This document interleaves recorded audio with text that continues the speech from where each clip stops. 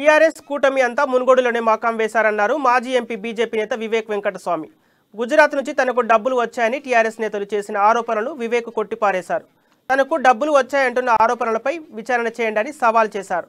మంత్రులు, ఎమ్మెల్యేలు, ఎంపీలు ఇన్ఛార్జీలుగా ఉన్న మండలాల్లో తక్కువ మెజారిటీ వచ్చిందన్నారు వివేక్ వెంకటస్వామి.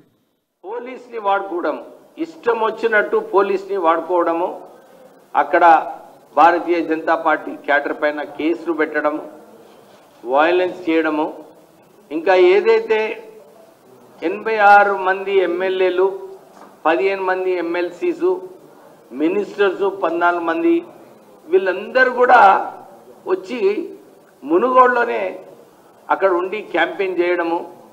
తర్వాత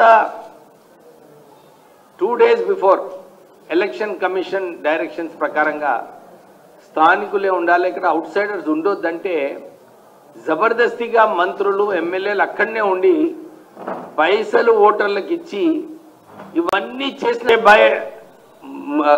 వచ్చే అసెంబ్లీ ఎలక్షన్స్లో డెఫినెట్లీ భారతీయ జనతా పార్టీ గెలుస్తుంది.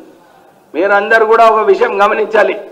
ప్రజలందరూ కూడా ఈ అవినీతి పాలన, ఈ కుటుంబ పాలన, ఈ అహంకార ముఖ్యమంత్రి ఇంకా కల్వకుంట్ల కుటుంబం ఏదైతే చేస్తున్నారో దీని గురించి అందరు కూడా చర్చించుకుంటున్నారు. ఈ ఎలక్షన్లో ఇంత వ్యతిరేకత, రూలింగ్ పార్టీలో సత్తాలో ఉన్నప్పుడు ఎప్పుడు కూడా బై ఎలక్షన్లో ఈజీగా గెలవాలి, కానీ మొత్తము